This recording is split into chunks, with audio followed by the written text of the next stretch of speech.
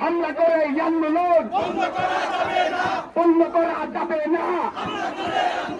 চালো রে চালো, লাখো শহীদের রক্তে কেনা, 10 টাকারও পাবেন না।